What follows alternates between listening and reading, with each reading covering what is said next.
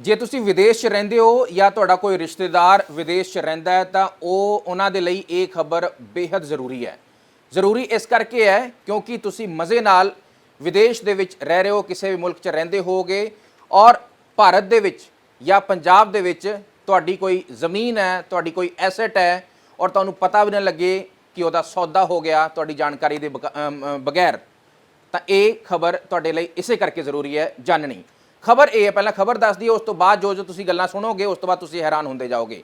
ਖਬਰ ਮੋਗਾ ਦੀ ਹੈ। ਮੋਗਾ ਦੇ ਵਿੱਚ ਇੱਕ ਪਿੰਡ ਹੈ ਚੋੜਚੱਕ। ਚੋੜਚੱਕ ਪਿੰਡ ਦੇ ਵਿੱਚ 17 ਕਿੱਲੇ ਜ਼ਮੀਨ ਦਾ ਸੌਦਾ ਹੋ ਗਿਆ। ਮਾਲਕ ਸੀ NRI, ਪਰ NRIs ਨੂੰ ਪਤਾ ਹੀ ਨਹੀਂ ਸੀ ਕਿ ਸਾਡੀ 17 ਕਿੱਲੇ ਜ਼ਮੀਨ ਵਿਕਣ ਜਾ ਰਹੀ ਹੈ। ਐਂਡ ਮੌਕੇ ਤੇ ਉਸਦਾ ਪਰਦਾਫਾਸ਼ ਹੋ ਗਿਆ ਤੇ ਗੱਲ ਸੰਭਲ ਗਈ। ਪਰ ਫਿਰ ਵੀ ਗੱਲ ਸੰਭਲਦੇ ਇਹ ਹੋਇਆ ਕਿ 1 ਕਰੋੜ ਰੁਪਏ ਦਾ ਨੁਕਸਾਨ ਲਗਭਗ ਹੋ ਗਿਆ। ਉਹ ਇਸ ਤਰ੍ਹਾਂ ਕਿ 17 ਕਿੱਲੇ ਜ਼ਮੀਨ ਦੋ ਬੰਦਿਆਂ ਦੀ ਸੀ ਜੋ ਵਿਦੇਸ਼ 'ਚ ਰਹਿੰਦੇ ਸੀ, ਪਰ ਉਹਨਾਂ ਦੇ ਨਾਂ ਤੇ ਇੱਕ ਠੱਗ ਸਾਹਮਣੇ ਆਇਆ। ਇਹ ਕਿਹਾ ਕਿ ਇਹ ਜੋ ਜ਼ਮੀਨ ਹੈ ਇਹ ਸਾਡੀ ਹੀ ਹੈ। ਇਹ ਉਸ ਤਰ੍ਹਾਂ ਇਸਨੇ ਕਿਸ ਤਰ੍ਹਾਂ ਕੀਤਾ ਇਸ ਤਰ੍ਹਾਂ ਕਿ ਉਹਨਾਂ ਦੀ ਜ਼ਮੀਨ ਦੇ ਜੋ ਜ਼ਮੀਨ ਬਾਰੇ ਸੌਦਾ ਕੀਤਾ, ਉਹਨਾਂ ਦਾ ਪਾਸਪੋਰਟ ਬਣਵਾਇਆ। ਜੋ NRI ਰਹਿੰਦੇ ਸੀ, ਜਿਹੜੇ ਅਸਲ ਮਾਲਕ ਸੀ, ਉਹਨਾਂ ਦਾ ਪਾਸਪੋਰਟ ਨਕਲੀ ਬਣਵਾਇਆ। ਉਸ ਤੋਂ ਬਾਅਦ ਉਹਨਾਂ ਦਾ ਆਧਾਰ ਕਾਰਡ ਨਕਲੀ ਤੌਰ ਤੇ ਬਣਵਾਇਆ ਅਤੇ ਕਿਹਾ ਕਿ ਮੈਂ ਹੀ ਉਹ NRI ਹਾਂ ਜੋ ਇਸ ਜ਼ਮੀਨ ਦਾ ਮਾਲਕ ਹੈ, ਪਰ ਜ਼ਮੀਨ ਦੇ ਮਾਲਕ ਤਾਂ ਵਿਦੇਸ਼ 'ਚ ਰਹਿੰਦੇ ਸੀ। ਅੱਗੇ ਦੀ ਗੱਲ ਸੁਣੋ। 17 ਕਿੱਲੇ ਜ਼ਮੀਨ ਦੀ ਜੋ ਕੀਮਤ ਲਗਾਈ ਗਈ ਉਹ ਲਗਾਈ ਗਈ 6 ਕਰੋੜ ਰੁਪਏ। ਉਸ ਤੋਂ ਬਾਅਦ ਜਿਹੜੇ ਸ਼ਖਸ ਨੇ ਧੋਖੇ 'ਚ ਆ ਕੇ ਇਹ ਜ਼ਮੀਨ ਦਾ ਸੌਦਾ ਕੀਤਾ, ਉਸ ਨੇ ਇਸ ਦੇ ਲਈ 66 ਲੱਖ ਰੁਪਇਆ ਕੈਸ਼ ਦੇ ਵੀ ਦਿੱਤਾ, 42 ਲੱਖ ਰੁਪਏ ਦਾ ਚੈੱਕ ਦਿੱਤਾ। ਕੁੱਲ ਮਿਲਾ ਕੇ 1 ਕਰੋੜ 8 ਲੱਖ ਰੁਪਈਆ ਜਾਣ ਵਾਲਾ ਸੀ। 66 ਲੱਖ ਰੁਪਇਆ ਦੇ ਦਿੱਤਾ ਗਿਆ ਸੀ। 42 ਲੱਖ ਰੁਪਏ ਦਾ ਚੈੱਕ ਬੈਂਕ 'ਚ ਲਗਾਉਣਾ ਸੀ, ਉਹ ਵੀ ਕੈਸ਼ ਹੋ ਜਾਣਾ ਸੀ। ਪਰ ਇਸ ਸਮੇਂ ਜਿਸ ਸ਼ਖਸ ਨੇ ਇਹ ਸੌਦਾ ਕੀਤਾ ਸੀ ਉਸ ਦੀ ਕਿਸਮਤ ਨੇ ਸਾਥ ਦਿੱਤਾ। ਉਹ ਪਹੁੰਚਿਆ ਚੋੜਚੱਕ ਪਿੰਡ। ਉਸਨੇ ਜਾ ਕੇ ਜਾਣਕਾਰੀ ਇਕੱਠੀ ਕੀਤੀ ਕਿ ਆਖਿਰਕਾਰ ਉਹ ਜੋ NRI ਨੇ ਉਹ ਕਿੱਥੇ ਨੇ। ਉਹਨਾਂ ਦੇ ਬਾਰੇ ਹੋਰ ਵੀ ਜਾਣਕਾਰੀ ਹਾਸਲ ਕੀਤੀ ਪਿੰਡ ਦੇ ਅੰਦਰ।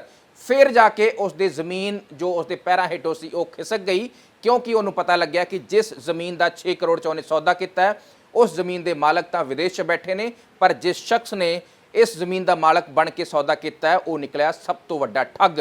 ਉਹ ਇਸ ਤਰ੍ਹਾਂ ਕਿ ਜਿਵੇਂ ਤੁਹਾਨੂੰ ਪਹਿਲਾਂ ਦੱਸਿਆ ਕਿ ਪਾਸਪੋਰਟ ਨਕਲੀ ਬਣਵਾਏ, ਆਧਾਰ ਕਾਰਡ ਨਕਲੀ ਬਣਵਾਏ, ਉਸੇ ਦੇ ਆਧਾਰ ਤੇ 17 ਕਿੱਲੇ ਜ਼ਮੀਨ ਦਾ ਸੌਦਾ ਕਰ ਲਿਆ ਗਿਆ। ਸੋਚੋ, ਜੇ ਤੁਹਾਡੀ ਵੀ ਜ਼ਮੀਨ, ਜੇ ਤੁਸੀਂ ਵਿਦੇਸ਼ 'ਚ ਰਹਿ ਰਹੇ ਹੋ, ਤੁਹਾਡਾ ਕੋਈ ਰਿਸ਼ਤੇਦਾਰ ਵਿਦੇਸ਼ 'ਚ ਰਹਿ ਰਿਹਾ, ਉਸ ਦੇ ਪਿੱਛੇ ਜ਼ਮੀਨ ਬਾਰੇ ਬਹੁਤਾ ਲੋਕ ਨਹੀਂ ਜਾਣਦੇ ਆ, ਜ਼ਮੀਨ ਦੀ ਬਹੁਤੀ ਸਾਂਭ ਸੰਭਾਲ ਨਹੀਂ ਹੁੰਦੀ, ਪਰ ਜ਼ਮੀਨ ਤੁਹਾਡੇ ਨਾਂ ਤੇ ਹੈ, ਇਹੋ ਜੀ ਜ਼ਮੀਨ ਜਾਂ ਇਹੋ ਜਿਹੀ ਕੋਈ ਵੀ ਐਸੈਟ, ਕੋਈ ਵੀ ਜਾਇਦਾਦ ਹੈ, ਉਸ ਦਾ ਸੌਦਾ ਠੱਗ ਕਰ ਸਕਦੇ ਨੇ। ਇਹਦੇ ਵਿੱਚ ਇਸ ਤਰ੍ਹਾਂ ਦਾ ਹੋਇਆ।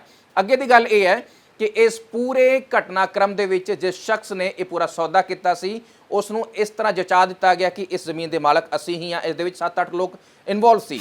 ਜੋ ਮੁੱਖ ਬੰਦਾ ਸੀ ਉਹ ਰਹਿਣ ਵਾਲਾ ਸੀ ਗੁਰਦਾਸਪੁਰ ਦਾ। ਉਸ ਨੂੰ ਗੁਰਪ੍ਰੀਤ ਸਿੰਘ ਦਾ ਨਾਮ ਦਾ ਬੰਦਾ ਹੈ, ਉਸ ਨੂੰ ਹਾਲਾਂਕਿ ਪੁਲਿਸ ਨੇ ਗ੍ਰਿਫਤਾਰ ਕਰ ਲਿਆ।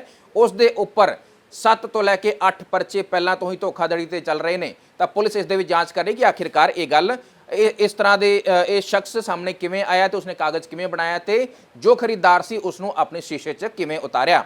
ਇਹ ਵੱਡਾ ਸਵਾਲ ਪੁਲਿਸ ਲਈ ਬਣਿਆ ਹੋਇਆ। ਪਰ ਪੁਲਿਸ ਨੇ ਜਦੋਂ ਪੁਲਿਸ ਤੱਕ ਇਹ ਗੱਲ ਪੂਰੀ ਪਹੁੰਚੀ ਤਾਂ ਪੁਲਿਸ ਨੇ ਇਸ ਸ਼ਖਸ ਨੂੰ ਕਾਬੂ ਕੀਤਾ ਤੇ ਹੁਣ ਇਸ ਤੋਂ ਪੁੱਛਗਿੱਛ ਚੱਲ ਰਹੀ ਹੈ। ਤਾਂ ਇਹ ਮਾਮਲਾ ਮੋਗਾ ਦਾ ਹੈ, ਜਿੱਥੇ 17 ਕਿੱਲੇ ਜ਼ਮੀਨ ਵਿਕ ਜਾਣੀ ਸੀ ਉਸ ਸ਼ਖਸ ਨੂੰ, ਜਿਸ ਨੂੰ ਇਹ ਨਹੀਂ ਪਤਾ ਕਿ ਇਸ ਦਾ ਅਸਲੀ ਮਾਲਕ ਤਾਂ ਵਿਦੇਸ਼ ਰਹਿੰਦਾ ਹੈ, ਪਰ ਜਿਸ ਤੋਂ ਮੈਂ ਖਰੀਦ ਰਿਹਾ ਉਹ ਤਾਂ ਨਕਲੀ ਮਾਲਕ ਬਣ ਕੇ ਆਇਆ ਹੈ, ਜੋ ਕਿ ਮੋਗਾ ਦਾ ਰਹਿਣ ਵਾਲਾ ਵੀ ਨਹੀਂ ਹੈ। ਰਹਿਣ ਵਾਲਾ ਉਹ ਗੁਰਦਾਸਪੁਰ ਦਾ ਸੀ। ਗੁਰਦਾਸਪੁਰ ਦਾ ਬੰਦਾ ਮੋਗਾ ਪਹੁੰਚਦਾ ਹੈ, ਇੱਕ ਪਿੰਡ ਪਹੁੰਚਦਾ ਹੈ ਚੋੜਚੱਕ, ਉੱਥੇ ਦੀਆਂ 17 ਕਿੱਲੇ ਜ਼ਮੀਨ ਨੂੰ ਉਹ ਜ਼ੀਰੋ ਇਨ ਕਰਦਾ ਹੈ। 17 ਕਿਲੋ ਜ਼ਮੀਨ ਨੂੰ ਦੇਖਦਾ ਹੈ ਕਿ ਇਹ ਜ਼ਮੀਨ ਵੇਚੀ ਜਾ ਸਕਦੀ, ਇਸ ਦੇ ਮਾਲਕ ਤਾਂ ਬਾਹਰ ਰਹਿੰਦੇ ਨੇ।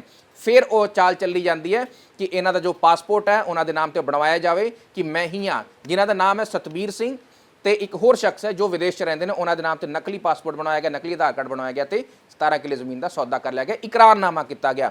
ਤੁਹਾਡੇ ਮਨ 'ਚ ਇਹ ਚੱਲ ਰਿਹਾ ਕਿ ਸੌਦਾ ਤਾਂ ਕਰ ਲਿਆ ਗਿਆ, ਪਰ ਕੀ ਇਹ ਜਾਂਚ ਪੜਤਾਲ ਨਹੀਂ ਹੋਈ? ਹਲੇ ਇਹ ਗੱਲ ਸਾਰੀ ਤਹਿਸੀਲ ਤੱਕ ਪਹੁੰਚਣੀ ਸੀ। ਉਸ ਤੋਂ ਪਹਿਲਾਂ ਹੀ ਬਾਹਰ ਇੱਕ ਇਕਰਾਰਨਾਮਾ ਕਰ ਲਿਆ ਗਿਆ ਕਿ ਤੁਹਾਡੀ ਜ਼ਮੀਨ ਦਾ ਸੌਦਾ ਅਸੀਂ ਕਰਵਾ ਰਹੇ ਹਾਂ, ਇਸ ਦਾ ਆ ਮੁੱਲ ਲੱਗੇਗਾ 6 ਕਰੋੜ ਰੁਪਈਆ, 66 ਲੱਖ ਰੁਪਇਆ ਕੈਸ਼ ਦਿਓ, 42 ਲੱਖ ਰੁਪਏ ਦਾ ਚੈੱਕ ਦਿਓ, ਬਾਕੀ ਦੀ ਜਿਹੜੀ ਜ਼ਮੀਨ ਹੈ ਪੈਸਾ ਹੋਏਗਾ ਉਹ ਤੁਸੀਂ ਸਾਨੂੰ ਦਿਓਗੇ। ਪਰ ਇਸ ਸਭ ਦੇ ਵਿਚਾਲੇ ਪੁਲਿਸ ਵਿੱਚ ਆਈ, ਸ਼ਿਕਾਇਤ ਹੋਈ ਤੇ ਇਹ ਸਾਰਾ ਭੰਡਾ ਫੋੜ ਹੋ ਗਿਆ। ਪੂਰੇ ਗਰੋਹ ਦਾ ਭੰਡਾ ਫੋੜ ਹੋ ਗਿਆ। ਹੁਣ ਪੁਲਿਸ ਇਸ ਪੂਰੇ ਮਾਮਲੇ ਦੇ ਵਿੱਚ ਇਹ ਜਾਂਚਣ ਦੀ ਕੋਸ਼ਿਸ਼ ਕਰ ਰਹੀ ਹੈ ਕਿ ਜੋ 6-7 ਲੋਕ ਹੋਰ ਨੇ ਉਹ ਕੌਣ-ਕੌਣ ਲੋਕ ਨੇ, ਉਹਨਾਂ ਨੇ ਹੋਰ ਕਿਹੜੇ-ਕਿਹੜੇ ਮਾਮਲਿਆਂ ਵਿੱਚ ਠੱਗੀਆਂ ਕੀਤੀਆਂ ਨੇ, ਕਿਉਂਕਿ ਇਹ ਅੰਦਾਜ਼ਾ ਲਗਾਉਣਾ ਬੜਾ ਆਸਾਨ ਹੋ ਜਾਏਗਾ ਕਿ ਜੇ ਇਹ ਲੋਕ ਇੰਨੇ ਵੱਡੇ ਰਕਬੇ ਦਾ ਸੌਦਾ ਕਰ ਸਕਦੇ ਨੇ ਬਿਨਾਂ ਕਿਸੇ ਦੀ ਜਾਣਕਾਰੀ ਦੇ, ਉਹ ਵੀ ਇੱਕ ਪਿੰਡ 'ਚ ਜਾ ਕੇ।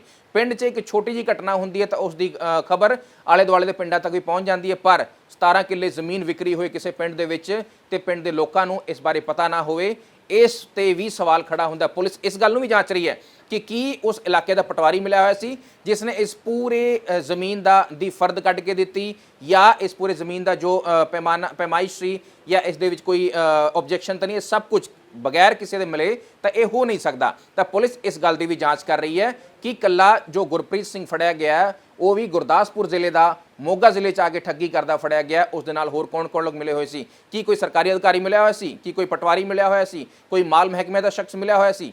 ਇਹ ਸਾਰੇ ਸਵਾਲ ਹਜੇ ਪੁਲਿਸ ਨੇ ਲੱਭਣੇ ਨੇ। ਪਰ ਇਹ ਖਬਰ ਸਭ ਤੋਂ ਜ਼ਿਆਦਾ ਹੈਰਾਨ ਕਰਨ ਵਾਲੀ ਇਹ ਹੈ ਕਿ ਪਿੱਛੇ ਮਤਲਬ ਕਿ ਤੁਸੀਂ ਅੱਜ ਤੱਕ ਸੁਣਿਆ ਹੋਣਾ ਕਿਸੇ ਨੇ ਕਿਸੇ ਦਾ ਪਲਾਟ ਦੱਬ ਲਿਆ, ਕਿਸੇ ਨੇ ਕਿਸੇ ਦੀ ਕੋਠੀ ਦੱਬ ਲਈ, ਪਰ 17 ਕਿੱਲੇ ਜ਼ਮੀਨ ਥੋੜੀ ਨਹੀਂ ਹੁੰਦੀ ਜਿਸ ਦੀ ਕੀਮਤ 6 ਕਰੋੜ ਲਗਾਈ ਗਈ ਤੇ ਉਸ ਤੋਂ ਬਾਅਦ ਉਸ ਦੇ ਸੰਬੰਧਤ 1 ਕਰੋੜ ਰੁਪਇਆ ਲੈਣ ਦੀ ਪੂਰੀ ਤਿਆਰੀ ਵੀ ਕਰ ਲਈ ਗਈ ਸੀ। 66 ਲੱਖ ਰੁਪਇਆ ਤਾਂ ਜੇਬ 'ਚ ਰੱਖ ਵੀ ਲਿਆ ਸੀ। ਤਾਂ ਹੁਣ ਇਸ ਪੂਰੇ ਮਾਮਲੇ ਦੇ ਵਿੱਚ ਪੁਲਿਸ ਨੇ ਜਦੋਂ ਜਾਂਚ ਕੀਤੀ ਹੈ ਤਾਂ ਇੱਕ ਸ਼ਖਸ ਫੜ ਲਿਆ, ਬਾਕੀ ਲੋਕਾਂ ਦੀ ਭਾਲ ਜਾਰੀ ਹੈ। ਪਰ ਉਸ ਸ਼ਖਸ ਦਾ ਜਿਸ ਸ਼ਖਸ ਨੇ ਇਹ ਪੂਰਾ ਸੌਦਾ ਕੀਤਾ, ਉਸ ਨੂੰ ਜੇਕਰ ਸ਼ੱਕ ਨਹੀਂ ਹੋਇਆ ਹੁੰਦਾ ਤਾਂ ਉਸ ਦੇ ਪੱਲੇ ਕੁਝ ਨਹੀਂ ਰਹਿਣਾ ਸੀ। 6 ਕਰੋੜ ਰੁਪਇਆ ਉਸ ਦੇ ਕੋਲੋਂ ਚਲੇ ਜਾਣਾ ਸੀ, ਉਸ ਦਾ 6 ਕਰੋੜ ਚਲੇ ਜਾਣਾ ਸੀ, ਔਰ ਜਿਸ ਦੀ ਜ਼ਮੀਨ ਸੀ 17 ਕਿੱਲੇ ਉਹ ਵੀ ਚਲੀ ਜਾਣੀ ਸੀ। ਨੁਕਸਾਨ 'ਚ ਆਣੇ ਸੀ ਖਰੀਦਾਰ ਤੇ ਵਿਦੇਸ਼ 'ਚ ਬੈਠੇ NRI। ਫਾਇਦਾ ਲੈ ਜਾਣਾ ਸੀ ਗੁਰਪ੍ਰੀਤ ਸਿੰਘ ਹੋਰਾਂ ਨੇ, ਜੋ ਕਿ ਇਸ ਪੂਰੇ ਮਾਮਲੇ ਦੇ ਵਿੱਚ ਮੁਲਜ਼ਮ ਬਣਾਏ ਗਏ ਨੇ। ਪੁਲਿਸ ਨੇ ਇਸ ਪੂਰੇ ਮਾਮਲੇ ਦੀ ਭੰਡਾਫੋੜ ਕਿਵੇਂ ਕੀਤਾ, ਪੁਲਿਸ ਦਾ ਵੀ ਤੁਹਾਨੂੰ ਬਿਆਨ ਸੁਣਾਉਂਦੇ ਹਾਂ। ਜਾਲੀ ਗੁਰਵਿੰਦਰ ਸਿੰਘ, ਜਾਲੀ ਸਤਬੀਰ ਸਿੰਘ ਬਣ ਕੇ ਭੋਲੇ ਭਾਲੇ ਬਾਇਰ ਦੇ ਨਾਲ, ਜਿਹੜਾ ਕਿ ਸਾਡਾ ਕੰਪਲੇਨੈਂਟ ਰਜਨੀਸ਼ ਕੁਮਾਰ ਹੈ, ਉਹਨਾਂ ਨਾਲ ਇਹਦਾ ਸੌਦਾ ਕਰ ਲਿਆ, ਇਕਰਾਰਨਾਮਾ ਕਰ ਲਿਆ, ਔਰ ਉਹਨਾਂ ਦੇ ਕੋਲੋਂ 66 ਲੱਖ ਰੁਪਏ ਨਗਦ ਤੇ 42 ਲੱਖ ਰੁਪਏ ਦੇ ਚੈੱਕ ਵਸੂਲ ਲਏ। ਟੋਟਲ ਇਹਨਾਂ ਦਾ ਜਿਹੜਾ ਮਨਸੂਬਾ ਸੀਗਾ ਉਹ 6 ਕਰੋੜ 66 ਲੱਖ ਰੁਪਏ ਦੇ ਕਰੀਬ ਜਿਹੜਾ ਇਹਨਾਂ ਦਾ ਹੋਇਆ, ਉਹ ਬਚਾਅ ਹੋ ਗਿਆ। ਉਹ ਪੁਲਿਸ ਮੋਗਾ ਦੀ ਇਕਨੋਮਿਕਸ ਜਿਹੜਾ ਵਿੰਗ ਹੈ ਉਹਦੀ ਮੁਸ਼ਤੈਦੀ ਕਰਕੇ ਇਹ ਬਚਾਅ ਹੋ ਗਿਆ, ਨਹੀਂ ਇਹਦੀ ਰਜਿਸਟਰੀ ਵੀ ਹੋ ਜਾਣੀ ਸੀ ਔਰ ਇਹ ਬਹੁਤ ਵੱਡਾ ਉਹਨਾਂ ਲੋਕਾਂ ਦਾ ਨੁਕਸਾਨ ਹੋਣਾ ਸੀ ਜਿਨ੍ਹਾਂ ਦੀ ਜਾਇਦਾਦ, ਇਹ ਟਾਈਟਲ ਖਰਾਬ ਹੋ ਜਾਣਾ ਸੀ।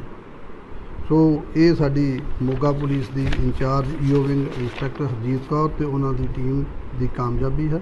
ਇਹਦੇ ਵਿੱਚ ਇਹਨਾਂ ਨੇ ਇੱਕ ਬੰਦਾ ਫਿਲਹਾਲ ਗੁਰਪ੍ਰੀਤ ਸਿੰਘ ਗੋਪੀ ਸਾਨੋ ਲਖਵਿੰਦਰ ਸਿੰਘ ਪਿੰਡ ਔਲਖ ਕਲਾਂ ਜ਼ਿਲ੍ਹਾ ਗੁਰਦਾਸਪੁਰ ਨੂੰ ਗ੍ਰਿਫਤਾਰ ਕਰ ਲਿਆ ਹੈ, ਜਿਹਦੇ ਕੋਲੋਂ 50,000 ਰੁਪਈਆ ਨਗਦ ਪਕੜ ਲਿਆ ਹੈ ਤੇ ਜਿਹੜੇ ਚੈੱਕ ਗਏ ਆ, ਜਿਹੜੇ ਅਜੇ ਇਹਨਾਂ ਨੇ ਕੈਸ਼ ਕਰਾਉਣ ਲਈ ਤਿਆਰੀ ਕਰ ਰਹੇ ਸੀ, ਉਹ ਟੋਟਲ 42 ਲੱਖ ਰੁਪਏ ਦੇ ਆ ਚੈੱਕ ਇਹਨਾਂ ਨੇ ਬਰਾਮਦ ਕਰ ਲਿਆ। SP ਸਾਹਿਬ ਜਾਣਕਾਰੀ ਦਿਓ ਤੇ 3 ਜਿਹੜੇ ਅਪਰਾਧੀ ਅਜੇ ਬਾਈ ਨੇਮ ਜਿਹੜੇ ਸਾਡੇ ਕੋਲ FIR ਦੇ ਵਿੱਚ ਹੈ, ਉਹ ਅਜੇ ਅਰੈਸਟ ਕਰਨੇ ਬਾਕੀ ਹੈ। ਤੇ ਜਿਹੜੇ ਟੋਟਲ ਇਹਦੇ 'ਚ 7 ਦਾ ਜ਼ਿਕਰ ਕੀਤਾ ਗਿਆ ਹੈ, ਬਾਕੀਆਂ ਦਾ ਕੀ ਰੋਲ ਹੈ ਉਹ ਡਿਊਰਿੰਗ ਇਨਵੈਸਟੀਗੇਸ਼ਨ ਸੀ।